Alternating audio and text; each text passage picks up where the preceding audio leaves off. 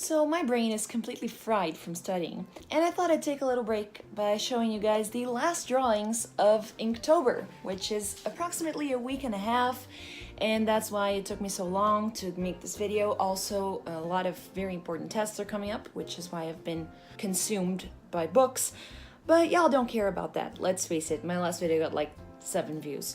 So basically I'm just doing this for myself. I gave up on counting days. We are just gonna go balls to the wall with this because these are the last drawings and I'm just gonna go one by one. And okay, let's get started, I guess. So the first word of this batch was expensive. And this came out looking kind of like a critique on how healthy things are so much more expensive than junk food. But really, I just wanted to draw a lot of small, colorful things in a nice arrangement. And this was the only idea I had that matched up with the word expensive. So here we have it. As you can see, it is very, very colorful. And I am very much not mad at this one. I especially like the chips here. I think they give it a very nice touch. And when I was drawing this, I realized how many purple things there are because I painted this cabbage purple because I thought it would give it a little more diversity of color than just a green cabbage, because the foliage on this stuff and the crust and here, it's already all green. But then I went and drew a friggin' eggplant right next to it, and then this mysterious thing which I think is a radish. And like, really, there is a lot of purple in nature. I hadn't realized that. Next up we have another comic, and you guys are gonna notice that I did a lot of comics. The prompt was muddy, and I thought about a dog who played around in the mud, and his fur is already brown, so he's thinking, nobody's gonna notice, and then you look down and he's tracking all the mud into the house. It's not a very revolutionary concept, but I liked it. Here we have the entirely underwhelming dog comic. So in the first panel, the dog is going, nothing like a good puddle to splash around in. And I have brown fur anyway, so if I just sneak back inside, Mom will never know I was playing in the mud. Ah yes, the perfect plan. And then you can see all the muddy paw prints. It is very badly colored, it is not very well executed, I don't like it much. But the concept is not bad. It's just I wish I had had more time to do it better, but I was kind of in a rush and I had much more important things to do than draw at that moment, which probably means I shouldn't have been drawing. I should have been doing those important things, but my time management skills aren't exactly excellent. Next we have Chop, and the biggest reach of my entire life. I didn't know what to do. I didn't know what could possibly be interesting and entertaining about the word chop, especially because we have slice later on, and I didn't know what to do about that either. So then a Pokemon came to mind, whose name is Machop. I'm gonna put a picture of him right now. And I thought, hey, why not draw a human version of him? This was heavily inspired by the YouTuber Dolliteful, who makes human doll versions of Pokemon, and those are pretty darn cute. This drawing was not. Here we have our good friend Machop, and, well, I'm not good at drawing buff dudes, okay? So here we have his hair, which didn't come out really great. I didn't know if I wanted to do cornrows or just spiky hair. I went with a slight variation of cornrows that doesn't really look good. I should have made his skin a little darker too, but I didn't. The eyes look slightly goofy and out of place, but I do like the Pokeball tattoo here and the name on the shorts. That I wanted to make the shorts the same color as Machop's skin, but that didn't come out very well. It came out better in person than it does on camera. Wow, what is that accent? It came out better in person than it does on camera, and I didn't forget the little stripy scar tattoo things here. But what is this abdomen? Like, what is going on here? As you can see, I don't like this guy. Next is the drawing I am most proud of in this entire collection, which the prompt was prickly. So I thought about a cactus, which really didn't lead anywhere. And I thought about a hedgehog, which I really wanted to draw because those are some of the most adorable creatures in the world. And then I thought about a guy with prickly hair, and I have been getting very excited about drawing humans. I completely gave up on trying to draw realistic humans, by the way. I'm just working on my proportions and my comic style, but realistic humans are something I, as a person, am not meant to do in this world, okay? So I thought about the concept of a hedgehog falling in love with a human person with spiky hair.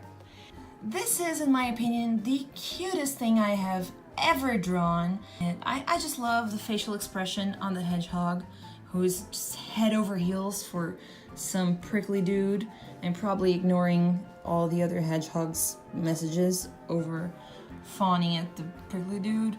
Yeah, so apparently on camera it looks like this guy has some weird streaks across his face, but this is what he actually looks like. Let me get closer.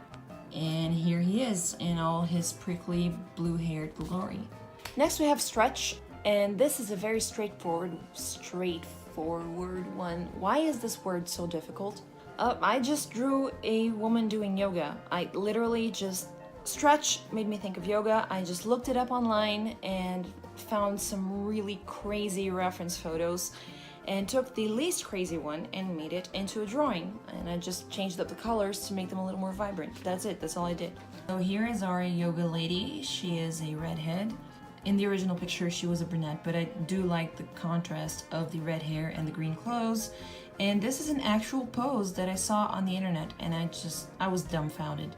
Originally, she was barefoot, but I just couldn't get the feet to work. And that's it. That's all I have to say about this one.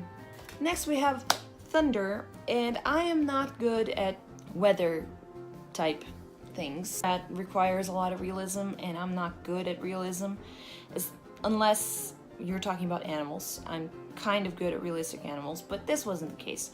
So I thought about a child playing Thor, because Thor is the god of thunder. And it came out slightly unsettling. So here's our baby Thor, and yes, on the corner of every single drawing there's some pencil smudges because I try out different colors to see what works best. Anyway, here he is. He's in his pajamas, but there's a storm outside, so he couldn't sleep, and so he put on his little plastic Thor helmet, and he grabbed his Thor hammer, and he wrapped a blanket around his shoulders and is thinking about being Thor. I think this is reasonably cute, but the kid's face is a little disturbing. Next we have the word gift. And I thought long and hard about this one because I thought about the different meanings of the word gift. I thought about it as a present, I thought about it as a skill, and then I thought, why not make a little joke? So it's what I did, because there are some parents out there who have their little girls and think, wow, why don't I stick a gigantic bow on this child's forehead? And while that is not objectively a bad thing, it always weirds me out. It always looks like you are literally wrapping your child up as a present, and it just looks bizarre because the kid is like this big and the bow is like this big. So I made a joke about it. That's it. That's all there is. So here we have a mom with a baby and like the little baby foot sticking out, and it says, sure, children are a gift, but maybe you shouldn't be so literal about it. And the kid is just looking so fed up with the mom's shit because look at the size of this freaking bowl. And I actually see that on some babies, and I just think, why? That must be so uncomfortable for the kid, and it's not even cute to look at. So what is the point? Then we have Double, and I wanted to do something about duality, maybe draw a pair of twins, but nothing was really inspiring me, so I went with an incredibly overused concept of there being, you know, a devil on... Hey! Hi, baby! Say hi! So I went with the entirely overused concept of a devil on one side and an angel on the other side, and they're both telling me to do different things. Here we have my little angel and my little devil. The devil is telling me to go to sleep, the angel is telling me to study, and here you have a slightly more attractive version of me looking just completely fed up with both of them because this is a really hard decision to make. And I don't know, I like this one, but it's not exactly my best. And you want to leave? What do you want to do? Okay, bye-bye. Anyway, The next prompt was Jolt. I thought about doing another Pokemon reference and drawing Jolteon, but you know, 2 Pokemon references in a month is a little too much for me. I never even played the game.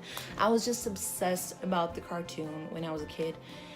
But it was too much for me. I even tried drawing a realistic version of Jolteon, which came out looking kind of cute, kind of scary, but I didn't want to do 2 Pokemon references. So I went with something a little more medical, and I thought about a person applying a defibrillator to another person, and I just gotta say I like the expressions on this one. So here is our EMT, and I just want to give a disclaimer that when you use a defibrillator, the person is usually not conscious. But here I just wanted to go for a little comic approach and And then we finished the sketchbook and moved on to the next, for what is, surprisingly enough, the last prompt of this series, which is Slice. And I wanted to do something very cartoonish, kind of funny. It didn't come out very funny actually, but I kind of like it. And I thought about the first slice on a loaf of bread and how it is always rejected because it has too much crust. And then I expanded that concept to make a rejected foods support group. So here is our first slice of the bread. Here is what I look at as cilantro, but really I just drew some generic leaf thingy. And the cilantro just looks completely unimpressed with the bread story, like, yeah dude, whatever, at least people still eat you. I apparently taste like soap.